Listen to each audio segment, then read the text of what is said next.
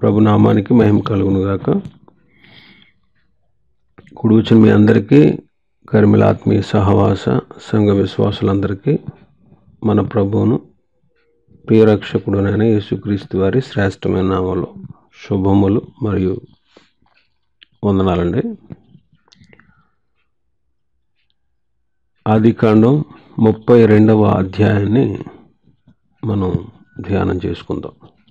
ఆదికాండం 32. ఈ అధ్యాయంలో యాకోబు ప్రయాణం చేస్తూ ఉన్నాడు. తన ప్రయాణంలో ఏశావును గూర్చి భయపడుతూ కృంగిన మనస్సుతో ప్రయాణం చేస్తూ వస్తున్నాడు. ఏశావుకు సమాధానార్థమైన కానుకను పంపించాడు. ఇంకా ఈ అధ్యాయంలో దేవునితో పోరాడుట మనం చూస్తున్నాం. వినయముతో కూడినటువంటి విజ్ఞాపన చేశాడు. కాబట్టి దేవుని యొక్క ఆశీర్వాదాలు పొందుకున్నాడు. ప్రభు సన్నిధిలో పోరాడుతూ విజయాన్ని, ఆశీర్వాదాన్ని తన సొంతం చేసుకున్నాడు. 1 నుంచి 7 వచనాల వరకు చదువుదాం.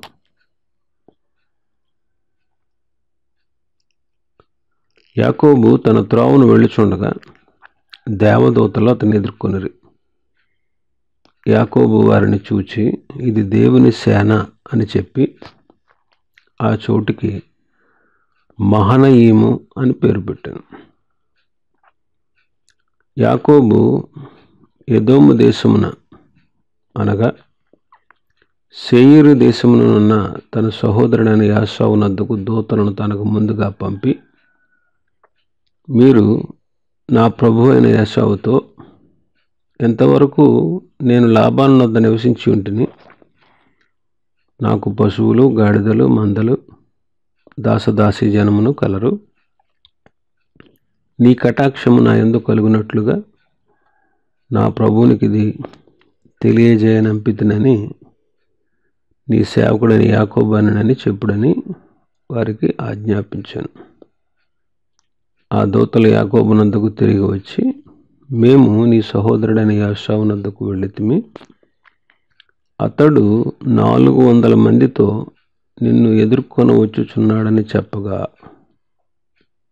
యాకోబు మిక్కిలి భయపడి తొందరపడి. ఇక్కడ యాకోబు తన త్రోవను వెళుతూ ఉన్నాడు. ఎక్కడికి వెళుతున్నాడు? తన తండ్రి వద్దకు వెళుతున్నాడు. తన తండ్రి వద్దకు వెళుతున్నాడు. 31వ అధ్యాయం 18వ వచనంలో మనం చదువుతాం కదా, కనాను దేశమున తన తండ్రి అయిన ఇస్సాకు వద్దకు వెళ్ళుటకు తన తండ్రి దగ్గరికి వెళ్తున్నాడు. తన తండ్రి దగ్గరికి వెళ్ళక ముందు గిలాదు కొండ మీద గత దినం 31వ అధ్యాయంలో మనం ధ్యానం చేసుకున్నట్టు గిలాదు కొండ మీద బలి అర్పించి వెళతా ఉన్నాడు. 31వ అధ్యాయం 54వ వచనంలో మనం ఆ విషయాన్ని చూసాం. యాకోబు ఆ కొండ మీద బలి అర్పించాడు.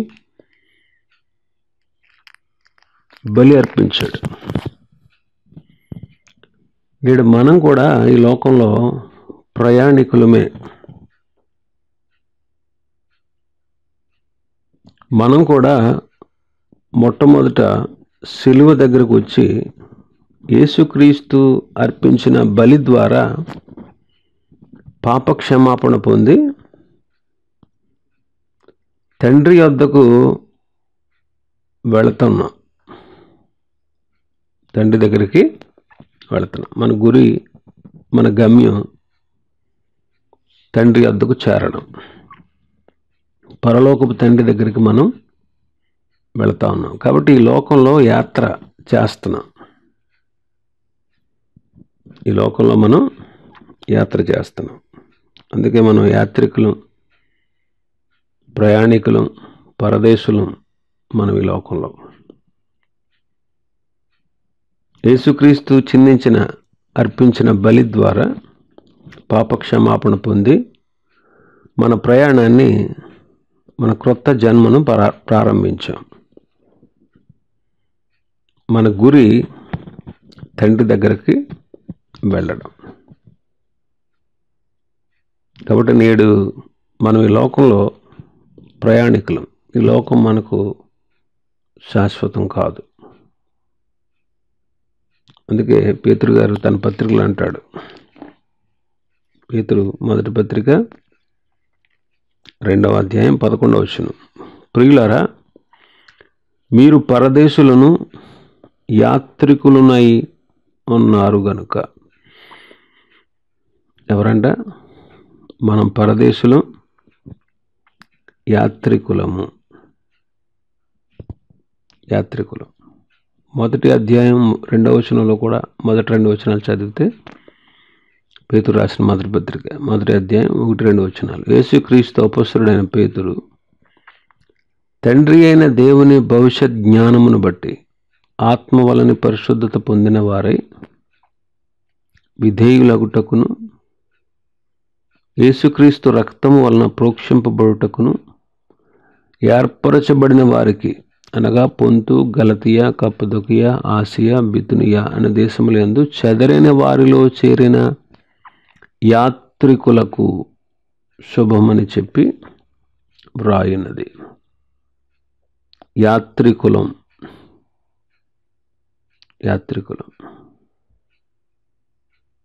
పరదేశులం 17వ వచనంలో, మొదటి అధ్యాయం 17వ వచనంలో కూడా ఉంది, పక్షపాతం లేకుండా క్రియలను బట్టి ప్రతి వానిని తీర్పు తీర్చువాడు తండ్రి అని మీరు ఆయనకు ప్రార్థన చేయుచున్నారు గనుక మీరు పరదేశులై ఉన్నంత కాలము భయముతో గడుపుడి. యాత్రికులం, పరదేశులం అనే మాట మనం చదువుతా ఉన్నాం. అయితే యాకోబు తన త్రోవలో వెళ్ళుచున్నాడట. మనం చదువుకున్న మాట మొదటి వచనంలో 32వ అధ్యాయం ఆదికాండంలో, యాకోబు తన త్రోవను వెళ్ళుచుండగా అని చదువుతున్నాం. అంటే యాకోబు తన ప్రయాణంలో కొనసాగుతున్నాడు, వెనుకకు తిరగట్లేదు. ఈనాడు మనం కూడా మన ప్రయాణం ఎలా ఉన్నది అనే విషయాన్ని మనం ఆలోచించాలి. మన ప్రయాణం, మన ఆత్మీయ ప్రయాణం, తండ్రి వద్దకు మనం చేస్తున్నటువంటి ప్రయాణం కొనసాగుతుందా, ఆగిపోయిందా, లేకపోతే వెనుకకు తిరిగిపోయిందా అనే విషయాన్ని మనం ధ్యానం చేసుకోవాలి. లోతు భార్య వెనుకకు చూసి ఉప్పు స్తంభం అయిపోయింది. లోతు భార్య వెనుకకు చూసి ఉప్పు స్తంభం అయిపోయింది. ఇశ్రాయేలీలు ఐగుప్తు దేశంలో నుంచి విడుదల పొంది ఎర్ర సముద్రాన్ని దాటి కనాను దేశానికి అరణ్యం గుండా ప్రయాణం చేస్తూ ఉన్నప్పుడు వాళ్ళు వెనుకకు తిరిగి ఐగుప్తు వైపు చూసి మళ్ళీ ఐగుప్తుకు వెళ్ళిపోవాలనేటువంటి వాంఛతో వాళ్ళ ముందుకు కొనసాగలేక, కనాను దేశాన్ని స్వతంత్రించుకోలేక అరణ్యంలో తిరిగి తిరిగి రాలిపోయారు. ఇవన్నీ మనకు మంచి పాఠాలు.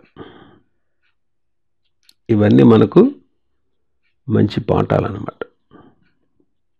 కాబట్టి వెనుక తిరగడం అనేది మంచి పద్ధతి కాదు. సౌలు గురించి దేవుడు ఒక మాట చెప్తారు. సమూయేలు మొదటి గ్రంథం 15వ అధ్యాయం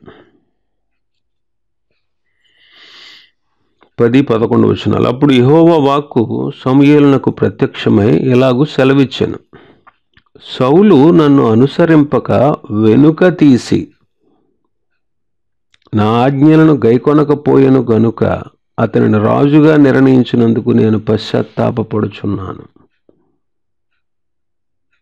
ప్రభు చెప్తున్న మాట, సౌలు నన్ను అనుసరించకుండా వెనుక తీశాడు. సౌలు నన్ను అనుసరించకుండా వెనుక తీసి నా ఆజ్ఞలు గైకొనకపోయెను.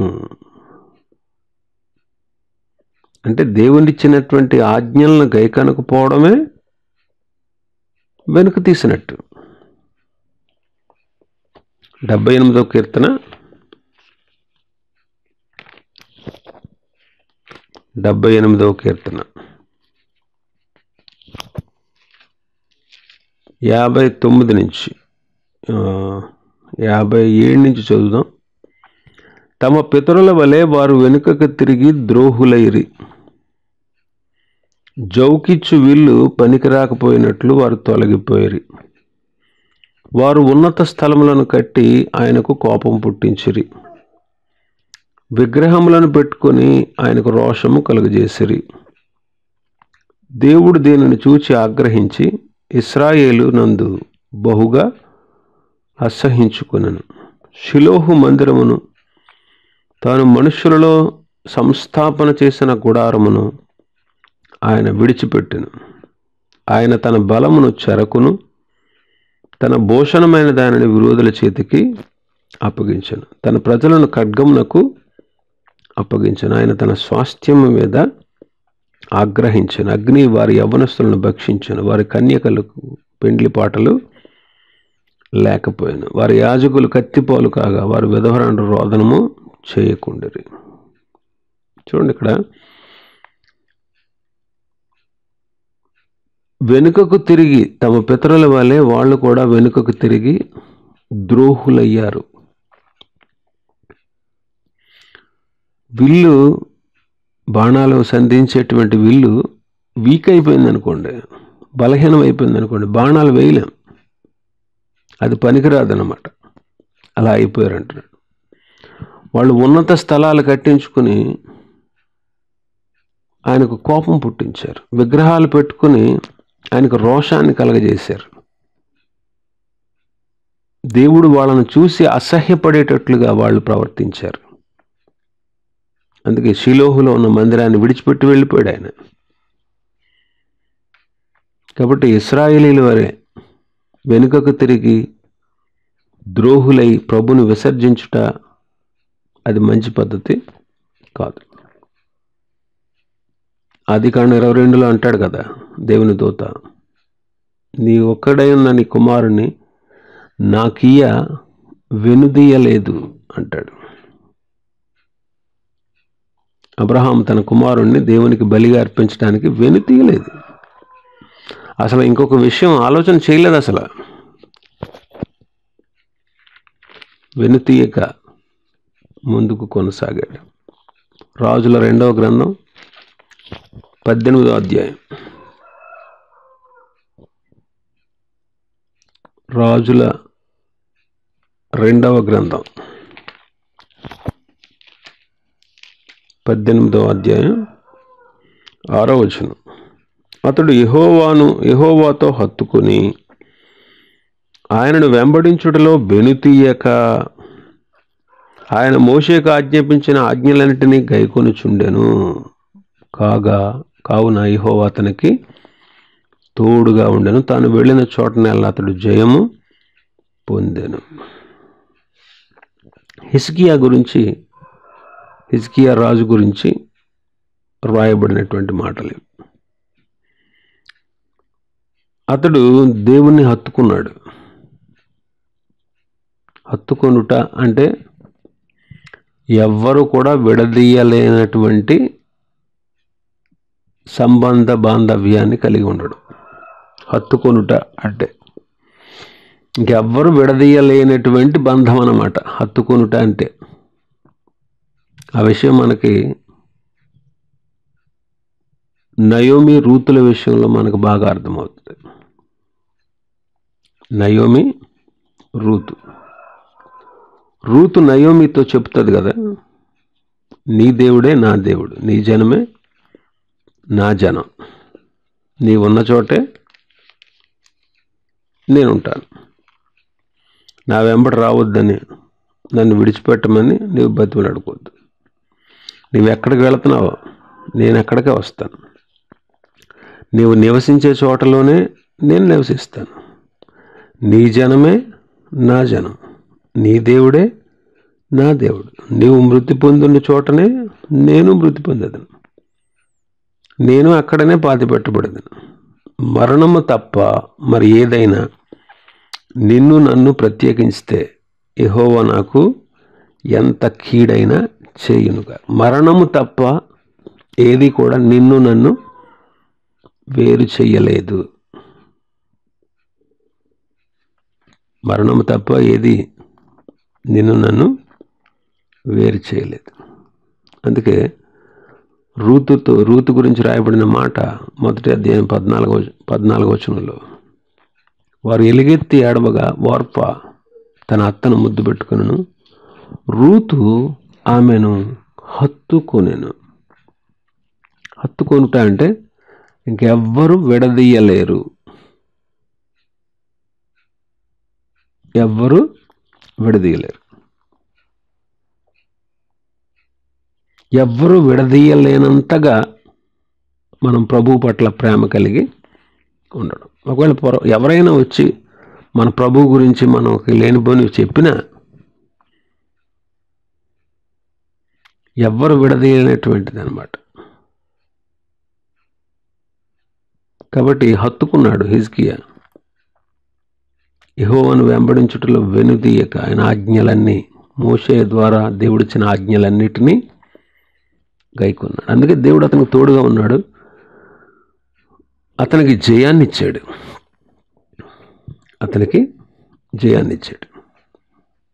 అపొస్తలుడైన పౌలు గారు కూడా అంటారు, అపొస్తలుడైన పౌలు ఫిలిప్పీ పత్రిక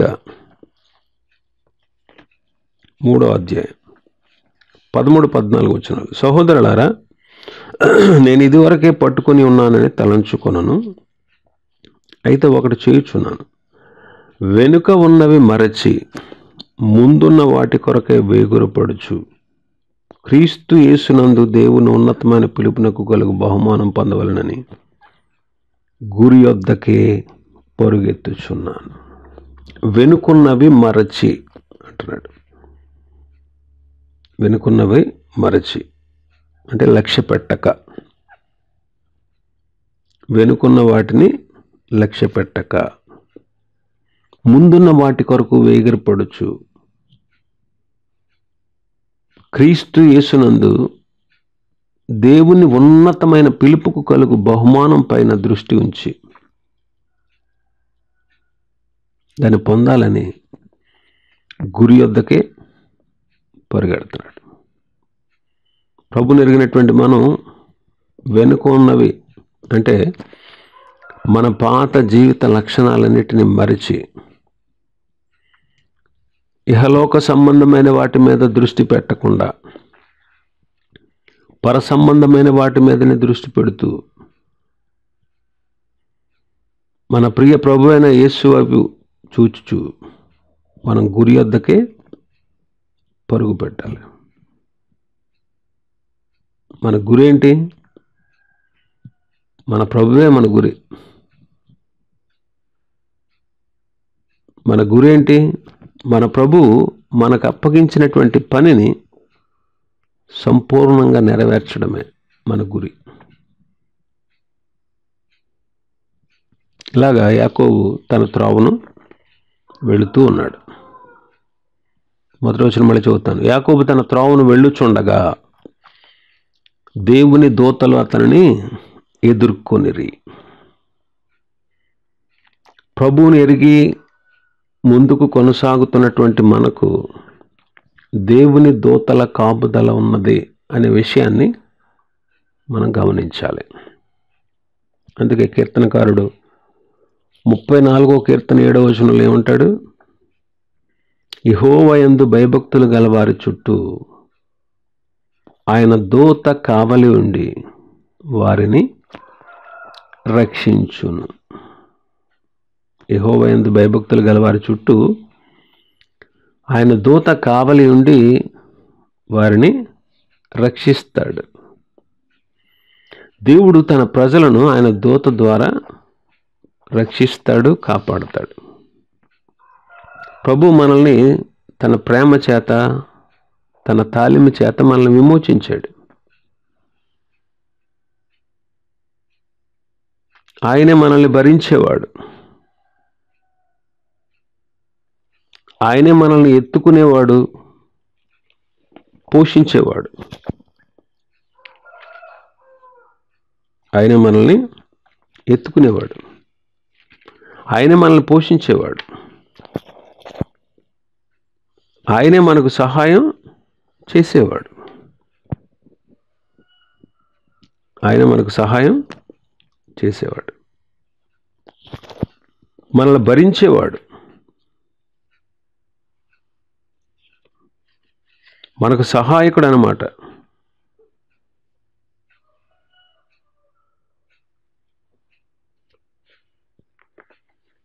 కాబట్టి మన మీద ప్రేమను, కటాక్షాన్ని చూపించేవాడు. అందుకే మన చుట్టూ దేవుడు తన దూతలకు ఆజ్ఞాపించి మనల్ని కాపాడుతూ ఉన్నటువంటి దేవుడు.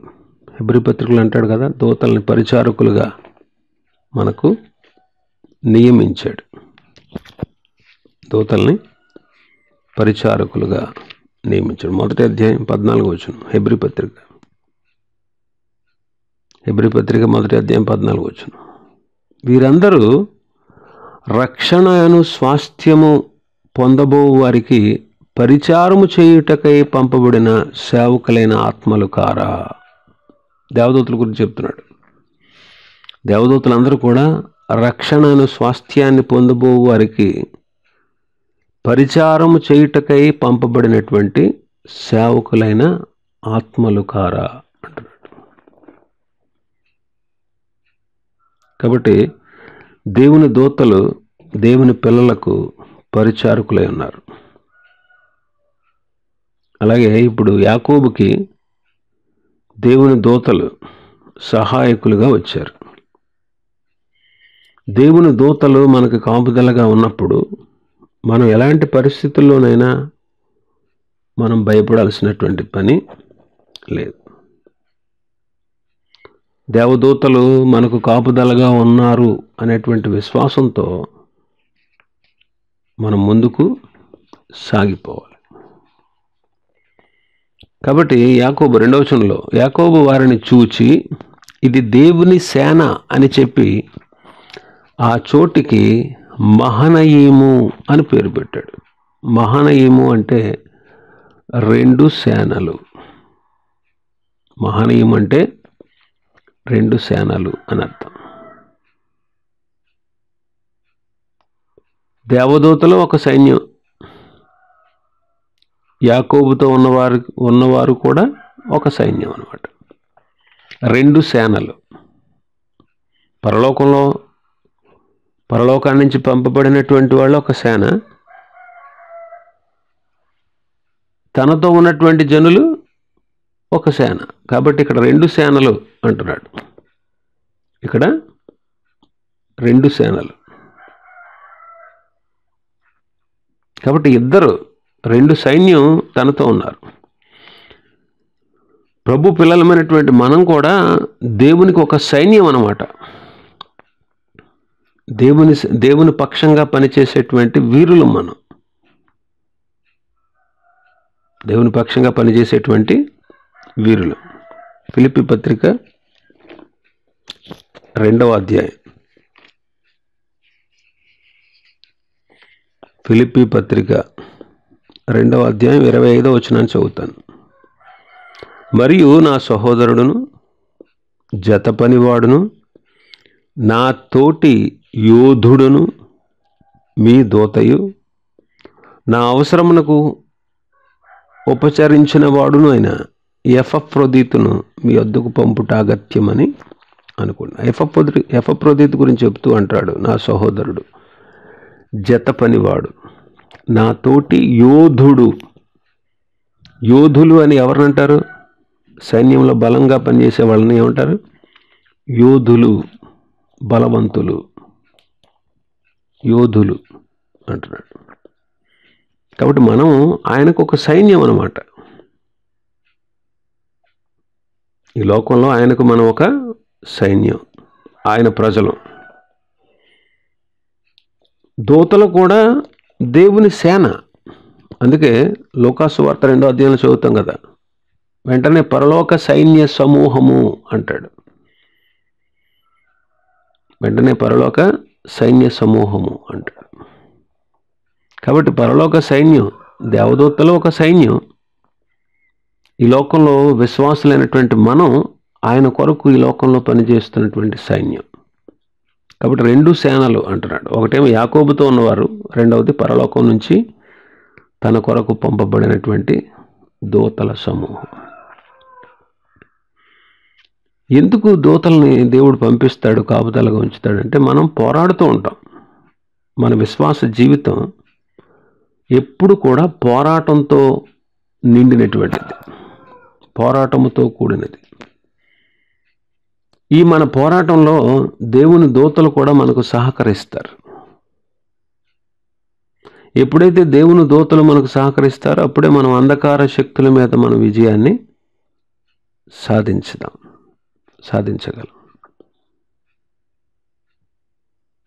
ఈ అంధకార శక్తులన్నిటినీ కూడా మన ప్రభు సిలువలో ఓడించి వాళ్ళని నిరాయుధులుగా చేశాడంట.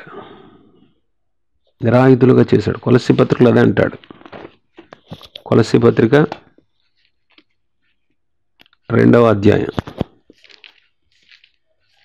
కొలస్సీ పత్రిక 2వ అధ్యాయం 13-15, మన అపరాధముల వలనను శరీరమందు సున్నతి పొందక ఉండుట వలనను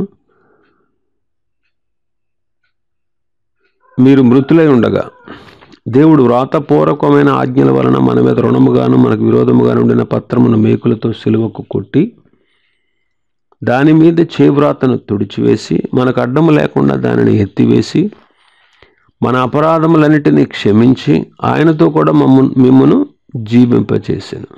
ఆయన ప్రధానులను అధికారులను నిరాయుధులనుగా చేసి సిలువ చేత జయోత్సవముతో వారిని పట్టి తెచ్చి బాహాటముగా వేడుకకు కనుపరచెను. ప్రధానులను అధికారులను నిరాయుధులుగా చేశాడంట.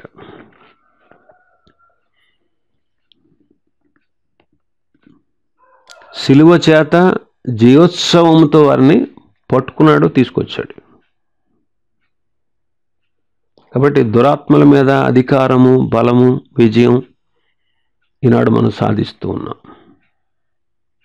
కాబట్టి దేవుడు తన సైన్యాన్ని, తన దూతల్ని మన కోసం పంపించి మనకు సహాయం చేసేవాడుగా ఉన్నాడు. ఇంకా తర్వాత 3వ వచనం నుంచి మనం చదువుకున్న 8వ వచనం వరకు యాకోబు ఏశావును గూర్చి తెలుసుకున్నాడు. యాకోబు ఏశావును గూర్చి తెలుసుకోవడానికి గల కారణం ఏంటంటే 20 సంవత్సరాల క్రితం తాను చేసినటువంటి మోసం తను భయపెడతా ఉంది.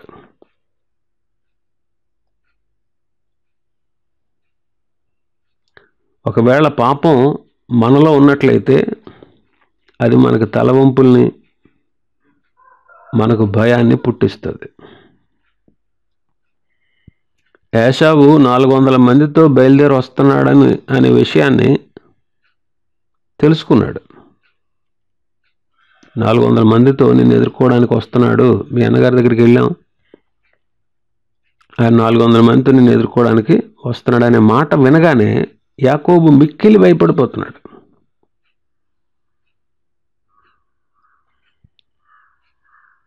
ఆదామా నువ్వు ఎక్కడున్నావు అని ప్రభు అడిగినప్పుడు, తోటలో నీ స్వరం వినపడినప్పుడు నీకు భయపడి నేను దాక్కున్నాను అంటున్నాడు ఆదాము ప్రభుతో.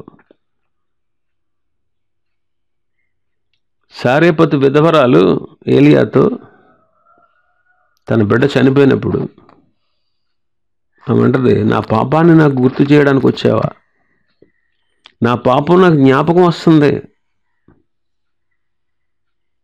నా పాపాన్ని నాకు జ్ఞాపకం చేసి నా కుమారుని చంపడానికి వచ్చావా అంటుంది. రాజుల మొదటి గ్రంథం 17వ అధ్యాయంలో. ఆమె చేసిన పాపం ఏలియాకి తెలియకపోవచ్చు, కానీ ఆమె చేసిన పాపం అప్పటి పరిస్థితులను బట్టి ఆమెకు జ్ఞాపకానికి వస్తూ ఉంది.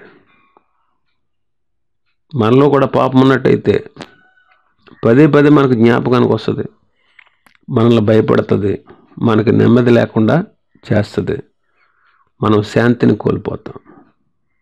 దావీదు అదే అన్నాడు, దావీదు చేసిన పాపం రక్షణ ఆనందాన్ని కోల్పోవడానికి కారణమైంది. అందుకే నీ రక్షణ ఆనందం మరలా నాకు పుట్టించు, దయచేసి నా పాపాన్ని కడిగి పవిత్రపరచు అని ప్రభు సన్నిధిలో ప్రార్థించాడు. అందుకే అతిక్రమాలు దాచిపెట్టువాడు వర్ధలడు, వాటిని ఒప్పుకొని విడిచిపెట్టువాడు కనికరింపబడతాడని దేవుని వాక్యంలో రాస్తుంది. దేవునికి విరోధంగా ఏ తప్పు చేసినా, ఏ పాపం చేసినా వెంటనే మనం చక్క చేసుకోవాలి. కప్పుకున్నాం అనుకోండి, అది చాలా ఇబ్బంది, దానివల్ల చాలా నష్టం మనం పొందుతాం. వెంటనే చక్క చేసుకోవాలి, వెంటనే చక్క చేసుకోవాలి. ఇంకా 4వ వచనంలో 3-4 వచనాలు. యాకోబు ఏదోము దేశం అనగా శేయీరు దేశంలో తన సహోదరుని యాశావునకు దూతలను తనకు ముందుగా పంపి, మీరు నా ప్రభువైన యాశావుతో, ఏమంటారు అక్కడ, మీరు నా ప్రభువైన ఏశావుతో అంటున్నాడు.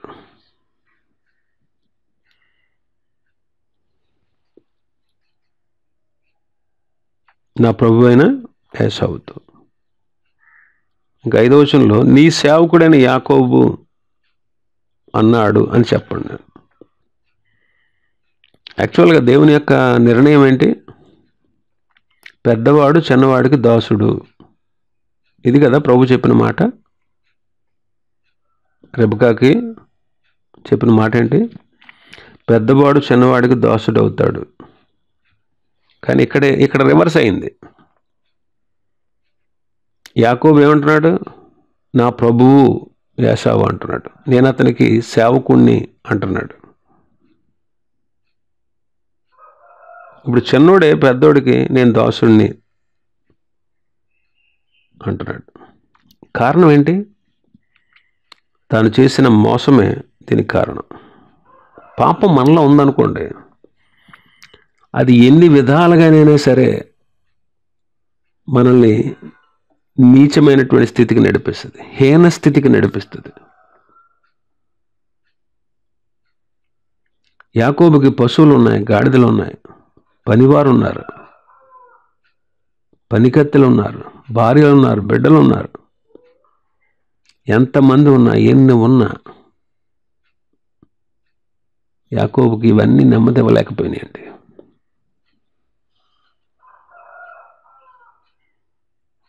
తన పాపం అతనికి, తను చేసిన పాపం అతని నెమ్మది లేకుండా చేసింది. పోనీ ఇవన్నీ సంపాదించాడు, భార్యల్ని, బిడ్డల్ని, ఆస్తిని, సంపదల్ని, దాసదాసీల్ని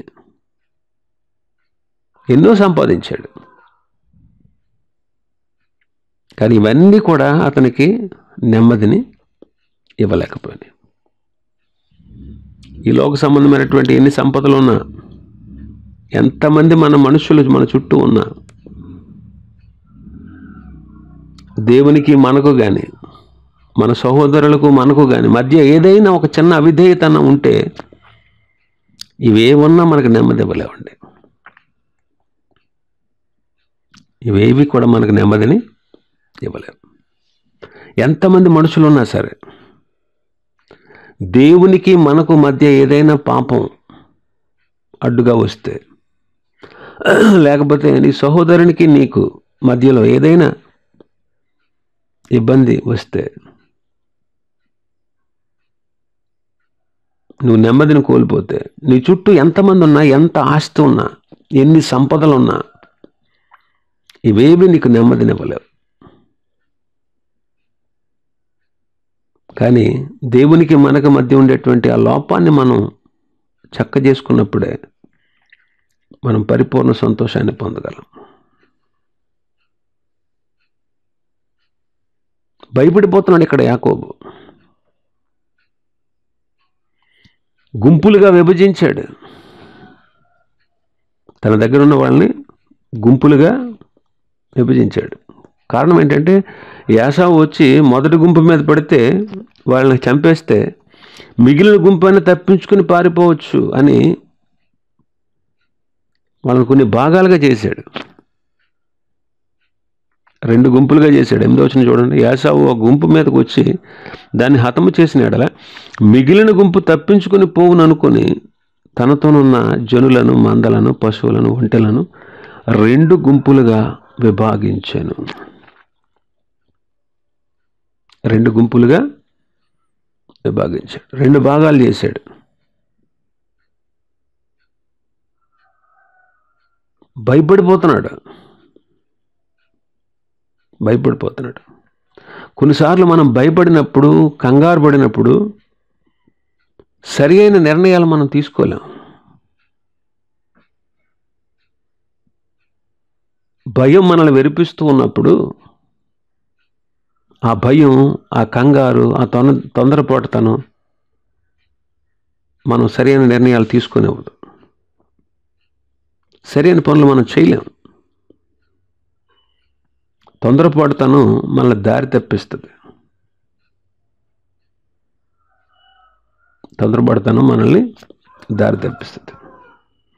కాబట్టి ప్రభువు మీద ఆధారపడి ఏది ఎలా చేయాలో జ్ఞానయుక్తంగా చేయాలి.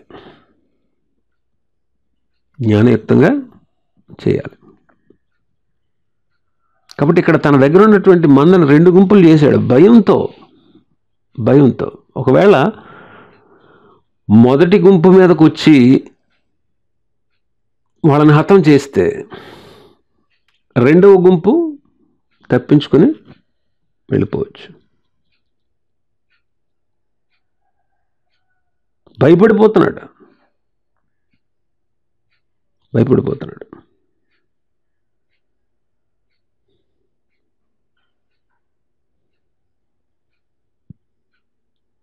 తన ప్రాణాన్ని దక్కించుకోవడానికి వీళ్ళందరినీ పణంగా పెడుతున్నాడు. అంటే మొదటి గుంపులో పెట్టేశాడు. మొదటి గుంపు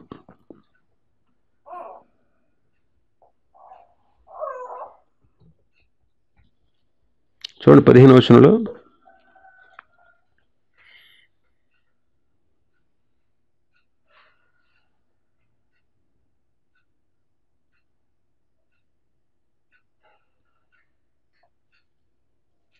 ఎనిమిదవ వచనంలో ఏమనుంది? ఏశావు గుంపు మీదకి వచ్చి దాన్ని హతం చేసిన ఎడల మిగిలిన గుంపు తప్పించుకొని తనతోన్న జనులను, మందలను, పశువులను, ఒంటెలను 2 గుంపులుగా, జనులను, మందలను, పశువులను, ఒంటెలను 2 గుంపులుగా విభజించాను.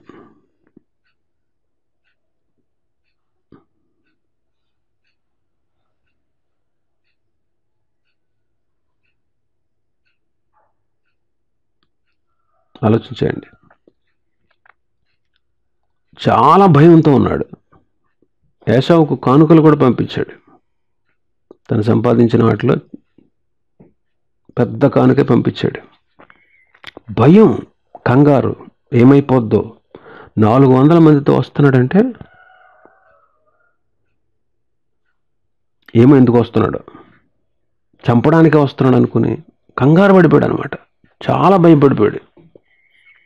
ఆ భయం అతన్ని చేసేటువంటి పనేంటో తనకి అర్థం కానట్టుగా చేసేసింది అనమాట.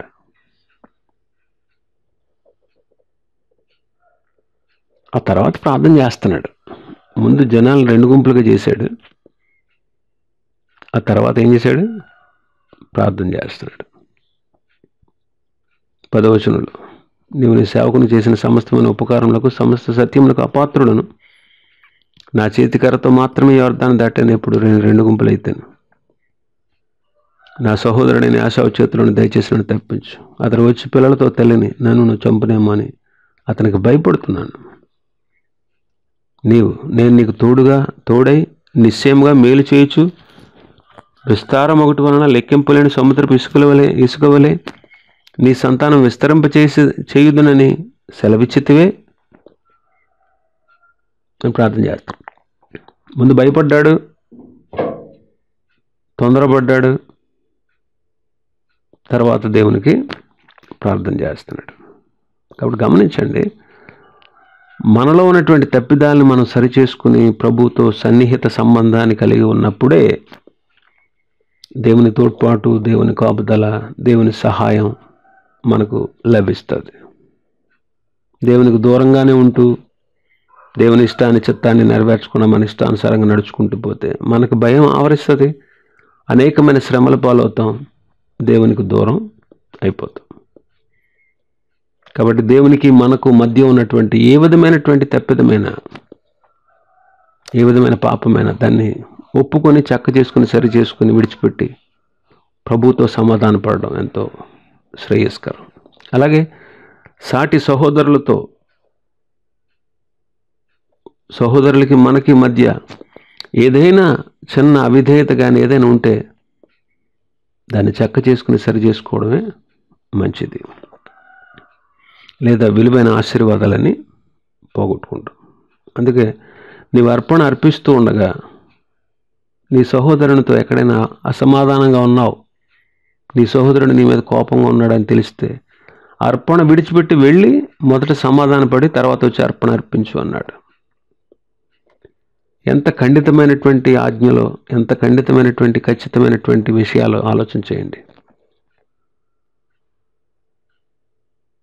సమాధానం లేకుండా మనం ఎన్ని భక్తి సంబంధమైన కార్యాలు చేసిన ప్రయోజనం ఉండదండి. అందుకే సమాధానాన్ని వెదకి వెంటాడండి అన్నాడు. దొరకదు, మనకి పారిపోతూ ఉంటుంది మన దగ్గర నుంచి. కాబట్టి సమాధాన పడదాం. తన సహోదరునితో సమాధానం లేనందువల్ల తనకు నెమ్మది లేదు, తనకు విశ్రాంతి లేదు, భయపడిపోతున్నాడు. మరణ భయం పట్టుకుంది, ఏం చేస్తున్నాడో తనకే తెలియట్లేదు. అయితే చివరికి ప్రార్థన చేయడానికి ఉపక్రమించాడు. మిగిలిన విషయాలు రేపు ధ్యానం చేసుకుందాం. దేవుడి మాటలు దీవించును గాక. ఆమేన్.